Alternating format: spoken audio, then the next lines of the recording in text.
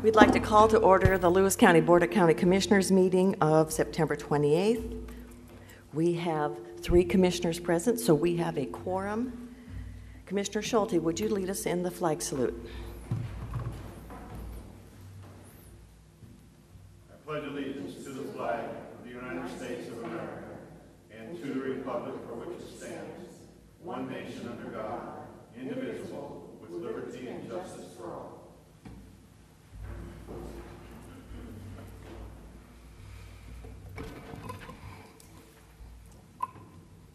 Madam Chair, I make a motion to approve the September 21st, 2015 BOCC minutes. I second. It's been moved and seconded to approve the September 21st minutes. All in favor say aye. Aye. Aye. Opposed? Motion carried. Public comment. We have no one that wants to comment. All right. Moving along. Madam Chair, I move to approve 2 proclamations. I second. All right. The first proclamation we have is Public Power Week. And Commissioner Stamper, would you read that for us? Okay. My pleasure. Recognizing Public Power Week, October 4th through the 10th, 2015. Whereas the Lewis County Board of County Commissioners place high value on local control over community service and therefore have chosen to operate a community-owned, locally controlled, not-for-profit electric utility, and as consumers and owners of our electric utilities, we have a direct say in the utility operations and policies. And whereas Public Utility District Number 1 of Lewis County provides our homes, businesses, farms, social services, local government agencies, and reliable, effective, and cost-effective electricity, employing sound business practices designed to ensure the best possible service at not-for-profit rates, and whereas the district is a valuable community asset that contributes substantially to the well-being of local citizens through energy efficiency, consumer services, environmental protection, economic development, and safety awareness, and whereas the district is a dependability of trustworthy institution whose local operation provides many consumer protections and continues to make our community a better place in which to live and work, as well as contributes to protecting the global environment. And whereas the district will continue to work to bring lower cost, safe, reliable electricity to community homes and businesses, just as it has since 1936. The year when the utility was created to serve all the citizens of Lewis County with the exception of the city of Centralia. And now, therefore, be it resolved that our community joins hands with more than 2,000 other public power communities or systems in the United States in this celebration of public power and recognition that the district is good for consumers, businesses, the community, and the nation.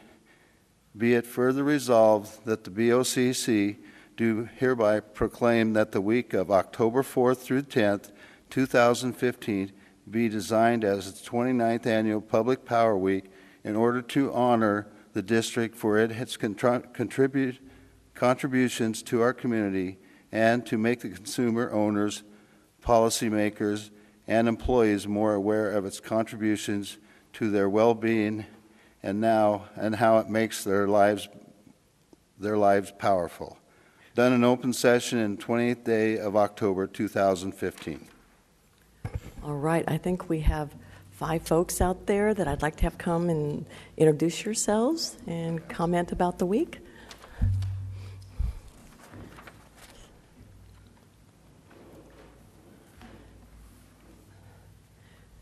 Do we have the proclamation to sign?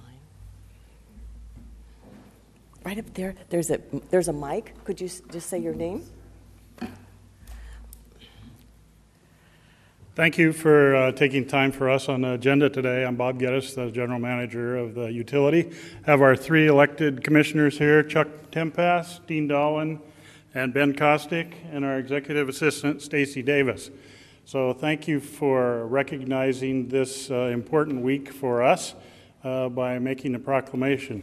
We also brought along Captain Public Power right here, so we'd maybe take an opportunity to get a photo with you commissioners and our commissioners with Captain Public Power that is making the rounds in the nation this week. So we'd invite you. We have a few events going on next week at the office, everything from cookies and coffee anytime you stop in. We have some school tours of some of our facilities and various activities. So thank you for taking the time to recognize us and for the proclamation. All right. We'll come down and have our pictures taken together. But of the commissioners there, would you say where you're from? I'm from Randall. I'm from Randall, but I represent all the way up through Onalaska, Toledo, and all along Highway 12 there too. Next. Dean Dolan from District 2, represent pretty much from central part of Cowlitz out to PL. And I'm Ben Kostick, representing District 1, which is Centralia and pretty much everything west of Market Street and Jackson Highway in Chehalis. Okay. I was going to make a comment. I made this comment earlier to the PUD commissioners. We were in Packwood yesterday, and some folks were talking to us about different things in the county, and one wanted to talk to me about their rates, their power rates. And they said, they told me to talk to you because you're a commissioner. And I said, wrong commissioner. So, these guys.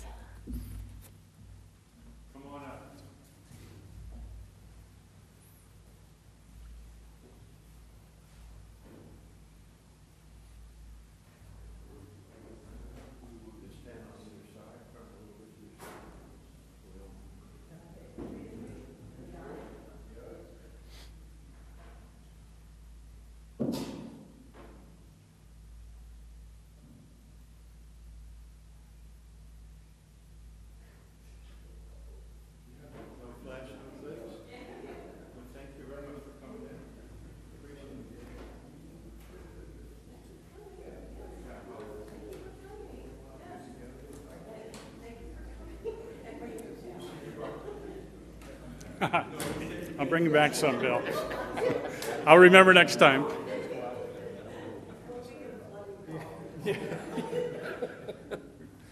Thanks again.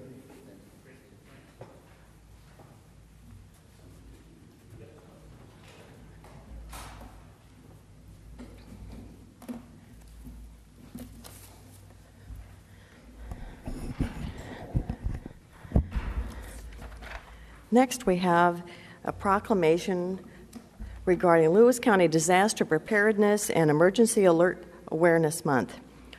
Whereas Lewis County has experienced natural and technological disasters in the past and remains vulnerable in the future. Whereas everyone in the county should prepare themselves to be as self-sufficient as possible for at least 3 to 5 days following an act of terrorism, natural or technological disaster. And whereas advanced preparation, planning, and training reduces incident recovery time, mitigates risk, and saves lives.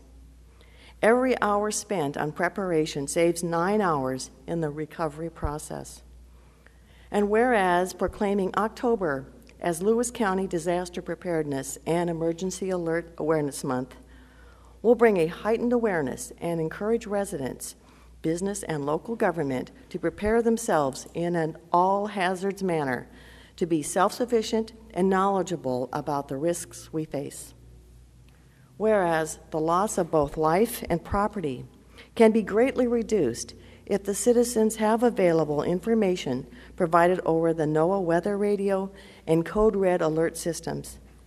And whereas by participating in the statewide Drop, Cover, and Hold earthquake drill on October 15, 2015 at 10:15 a.m., individuals, neighborhoods, schools, businesses, and organizations will have taken steps to prepare before disaster strikes, thereby saving lives, reducing injuries, mitigating loss to property, and speeding up the recovery process.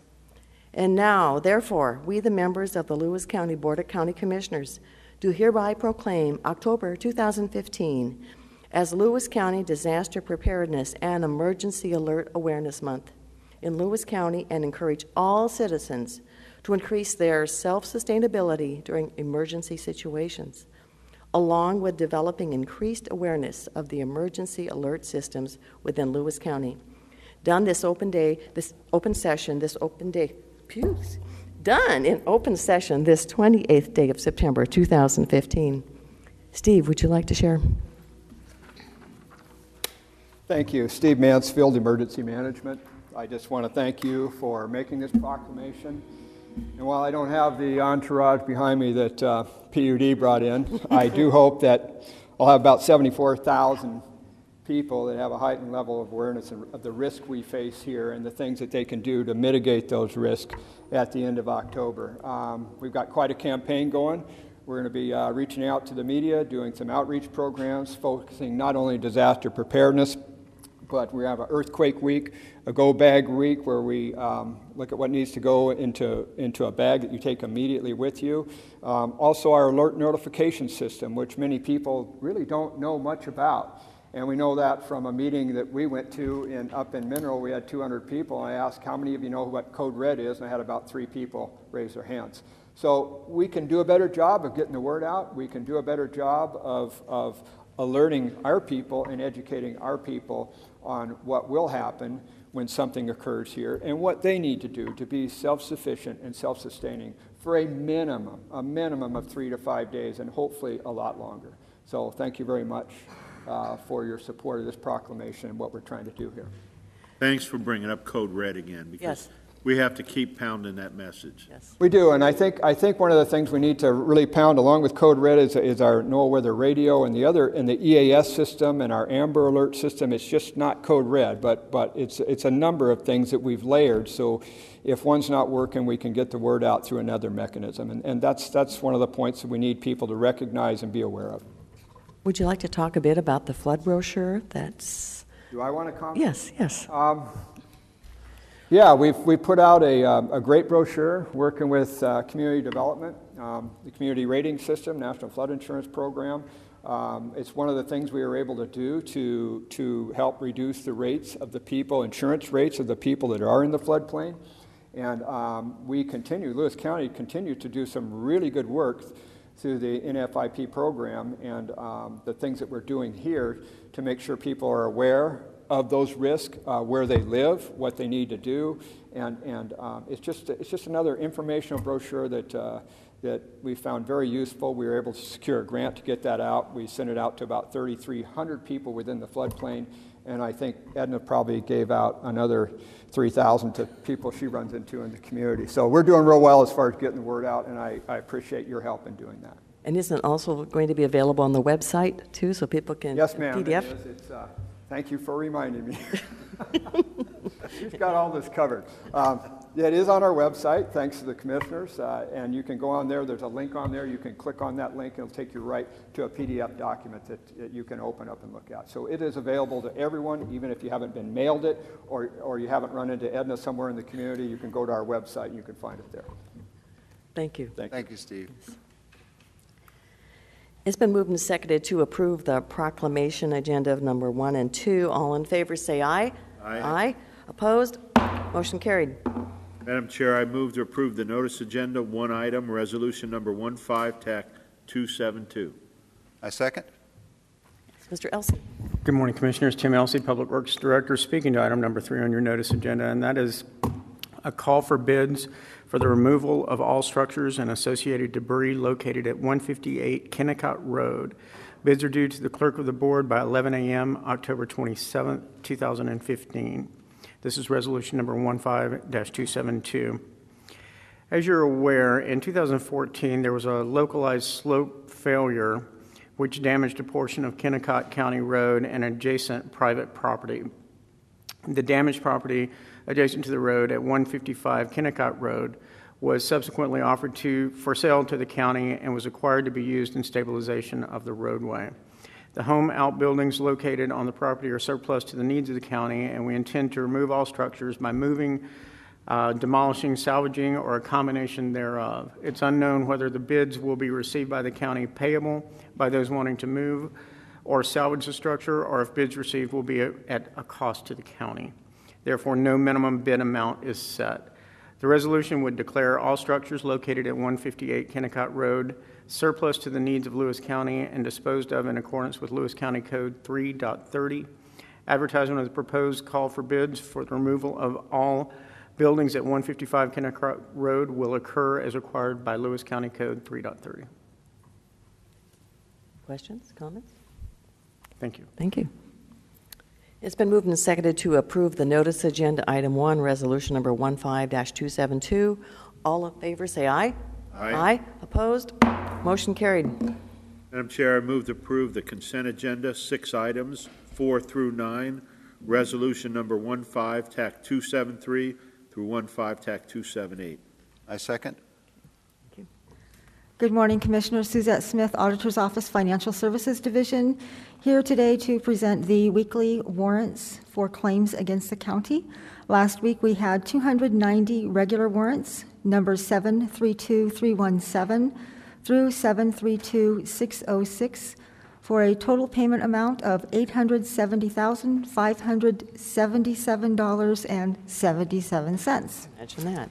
Any questions? No. Thank you. Thank you. Mr. Strozik. Good morning, Commissioners. For the record, Michael Strozik, Director of Central Services. Item number 5 on your consent agenda is resolution number 15-274. Is it that bad, Commissioner Schulte? You don't need to hear me. Okay. It's a bid award for the animal shelter septic system. On August 28th of this year, we opened bids, sealed bids for a new septic system for Lewis County Animal Shelter.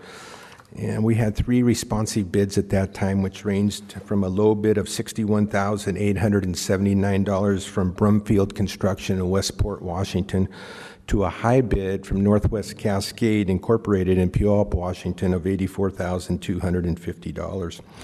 This award would award the bid to Brumfield Construction Incorporated of Westport in the amount of $61,879, which is the lowest responsive bid that we received for construction of the new system.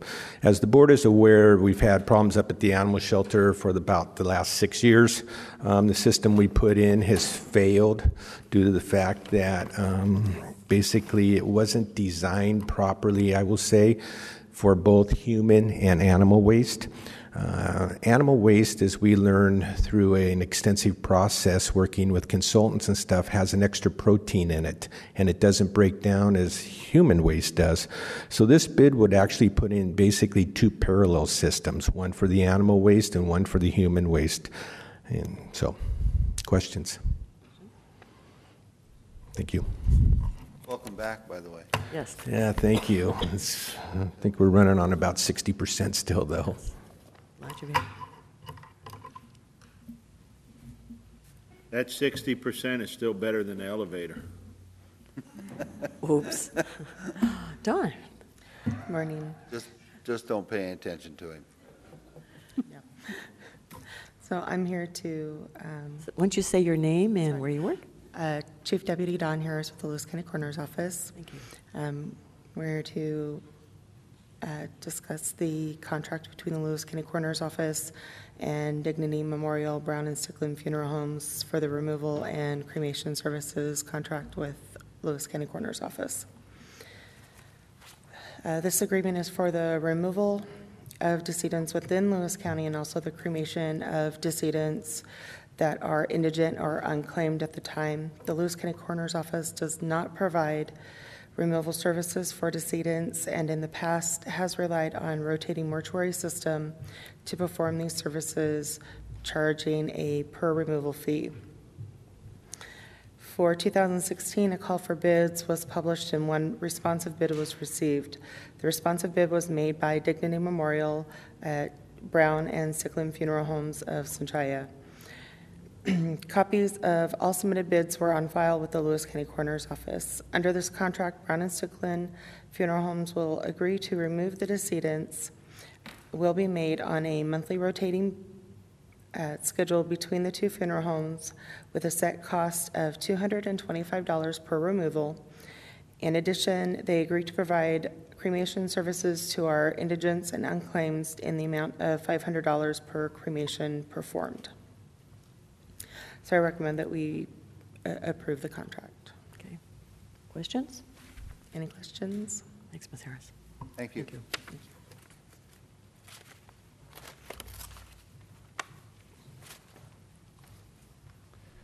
Good morning, Commissioners. Glenn Carter from the Prosecutor's Office. I'm speaking to item number 7, which is resolution number 15-276, approving the Great Rivers Behavioral Health Organization interlocal agreement between Lewis, Cowlitz, Grays Harbor, Pacific, and Wahkiakum counties. As you all know, we currently operate with Pacific and Wahkiakum County. The 3 counties operate the Timberland Regional Support Network at this time, TRSN. Last year, the legislature passed a new law that requires that mental health services and controlled substance or substance abuse services be provided by the same entity called a behavioral health organization. Right now, TRSN doesn't provide the substance abuse services. So the DSHS created a new entity called the BHO, and that BHO is designated now for 5 counties rather than just the 3 counties that provide the mental health services through TRSN at this time. The 2 additional counties that are designated to be part of this BHO and to be served by this BHO now include also Grays Harbor as well as Cowlitz County. As part of the process, the folks at TRSN and the 5 counties that deal with mental health services and substance abuse have gotten together through a series of meetings. On the one side, one track of meetings have involved the administrative personnel that operate within the counties. Those include the departments of health and their personnel. The other track has included the 5 prosecuting attorney offices within the 5 counties. On those parallel tracks, the 2 have tried to come up and negotiate the terms and conditions of an interlocal agreement that will satisfy the state's directive to create this BHO to provide these 2 kinds of services in the 5 counties. The issues that make that difficult is that Grays Harbor County already operates a RSN and operates it in a slightly different way than the TRSN operates its RSN. The Timberlands RSN involves really very few employees that then contract with subcontractors to provide the mental health services within the 3 counties. Grays Harbor has a slightly different arrangement where Grays Harbor actually provides some of the services so that they tend to have more people involved in the process of providing mental health services. In addition, Cowlitz County is a county that used to be part of the Clark County Skamania, Clark County and Skamania Cowlitz RSN. Cowlitz was not satisfied with that arrangement and last year pulled out of that RSN and joined Grays Harbor RSN. So there are a number of logistical issues that have been involved in getting Cowlitz out of the existing RSN and with Grays Harbor in their RSN, and then to combine those 2 entities into a new BHO that would serve the interests of all 5 counties. As part of the process on the prosecutor's side, as you know, we've reported to you over the last year concerning this issue in our updates. And I understand that Danette has done the same as to her administrative meetings. But one of the things that we, as our prosecutor's office, has asked is that in creating this new entity, that it be a separate legal entity that is a limited liability company. The reason for creating the limited liability company is to insulate our taxpayers, county taxpayers, and the county fisc, and in order to protect county taxpayers in rendering these services. At first, the Department of Social Services, the state DSHS, had been very much saying that absolutely not, that can't be done. Now, The DSHS has said that they're taking it under active consideration, and we're very hopeful that they are going to find that an LLC can be created by the 5 counties under this interlocal agreement.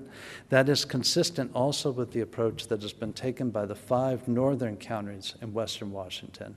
They also have an RSN, and they too are looking for that to be formed as an LLC, as well as Thurston County and Mason are looking to have theirs formed as an LLC.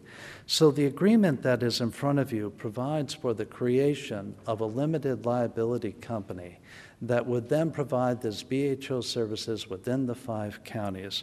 And what we're asking you to do today is to approve the existing interlocal that we've created between all the administrative personnel in the 5 counties and the 5 prosecuting attorneys' offices, that you approve that interlocal and sign that interlocal, and also that you appoint chair and the fund to be the permanent member to the governing body of that entity, and for Commissioner Gary Stamper to be appointed as the alternate to that body. If you have any questions, I'd be happy to respond. Any questions? I know this has been a lot of work, and we appreciate all of that, especially with the limited liability piece. Thank you. All right. Ms. Kelly.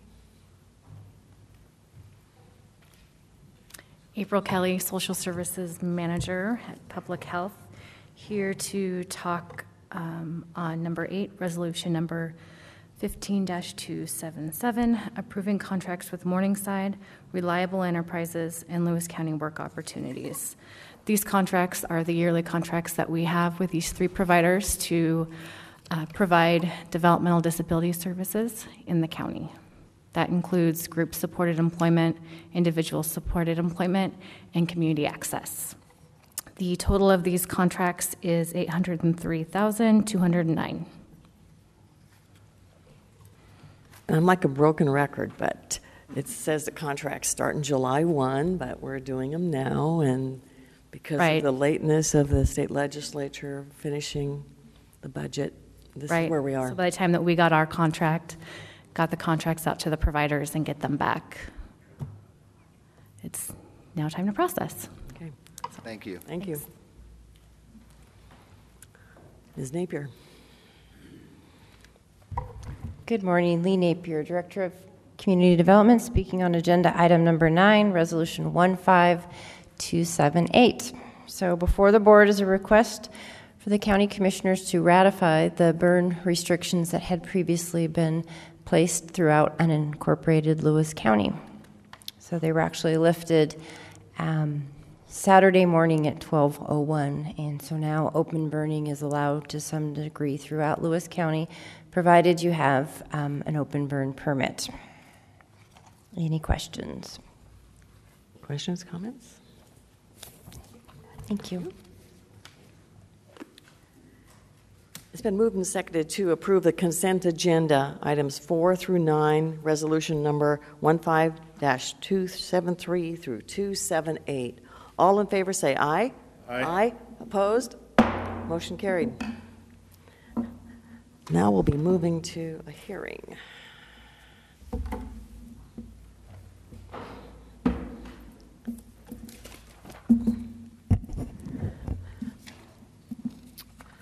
Okay, we'll call to order the hearing on the third 2015 budget amendment. We will first have a staff report, followed by a question and answer period. We will then close the question and answer period and open the hearing for formal testimony. We will have 3 minutes for public testimony, and Carrie Muir will be timing that. Any citizens that would like to testify should sign up on this sign-up sheet. Staff report. Mr. Walton. Good morning, Commissioner. Steve Walton, Budget Administrator. Excuse me. Copies of the detailed budget amendment are on the counter in the front of the room, and there's also a sign-up sheet available for public comment. This hearing requests approval of the third amendment to the 2015 budget, resolution number 15-279. Notice of this public hearing was published in the East County Journal on September 16th and the 23rd.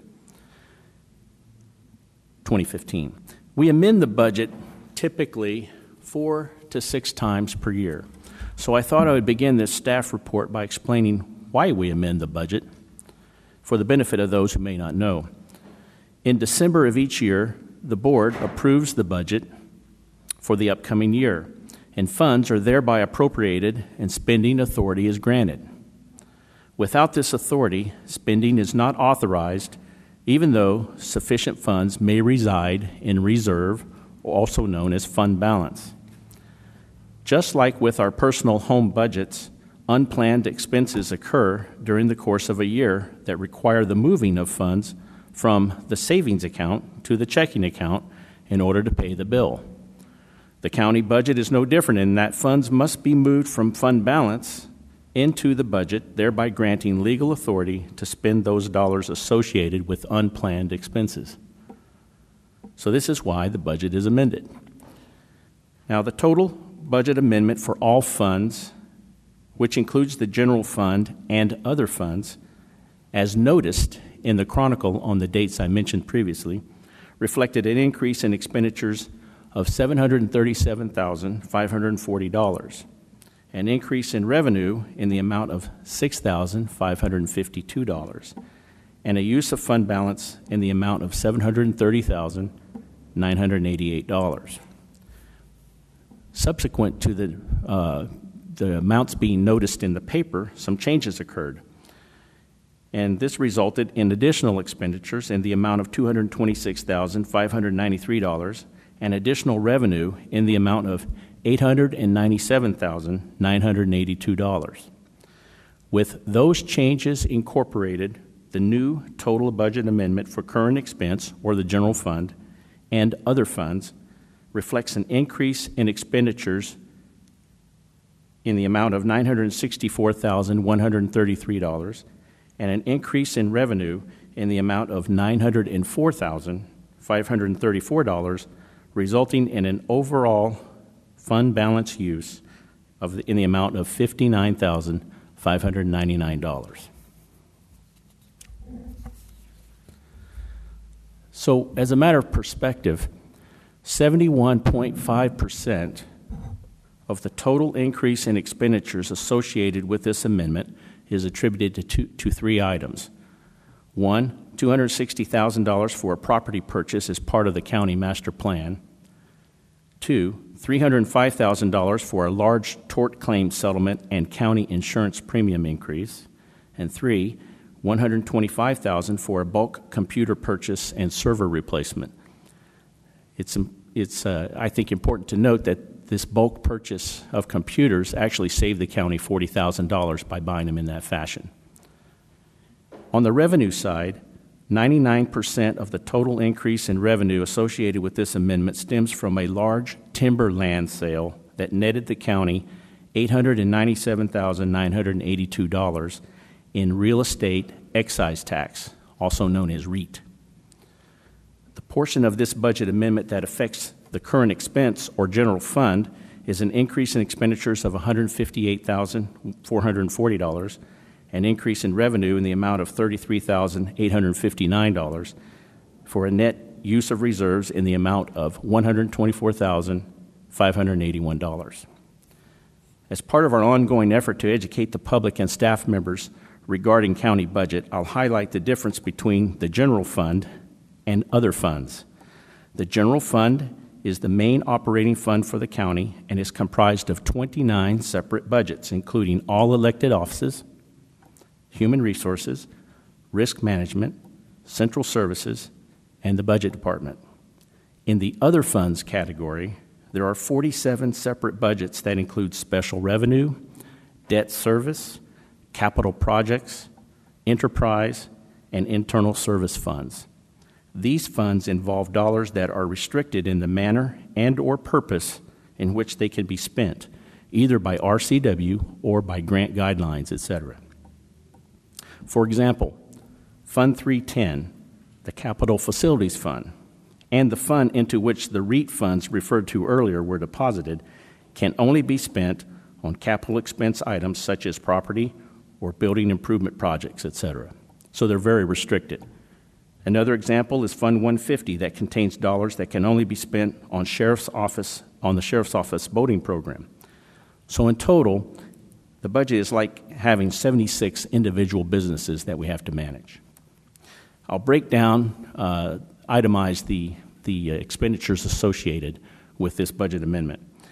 As I stated earlier, $260,000 for the purchase of a building and land near the county courthouse, $65,000 for the repair and replacement of the septic system at the Lewis County Animal Shelter, $41,134 for changes in grants and contracts, $60,500 for annual leave payouts and associated PERS 1 excess compensation payments to the Department of Retirement Systems. $305,000 broken down as follows: $275,000 for the large claim that I referred to earlier, and $30,000 for the increase in insurance premiums. $125,000 for the purchase of computers and IT servers, the equipment. And lastly, $107,499 for miscellaneous line items, including increase in casual hours related to the coroner calls, training and travel, costs associated with pre-employment testing, and increases for professional services. That concludes my brief. Okay. Very comprehensive. Thank you. Any comments or questions from board members? All right. We'll open the question and answer period for the public to ask questions. All right. I will close the question and answer period. And Mr. Walton, would you like your opening comments to be incorporated into the hearing? Yes, ma'am. All right. So now we will open the hearing for public testimony. And we have no one who's signed up. So now we will close the hearing for public testimony. And I will call for the question. Madam Chair, I move to approve the budget amendment, the third one, resolution number 15, TAC 279. I second. It's been moved and seconded to approve the third 2015 budget amendment, resolution number 15-279. All in favor say aye. Aye. Aye. Opposed? That was an aye, right? Aye, aye. Okay. Motion carried. With no further business, I move we adjourn. I second.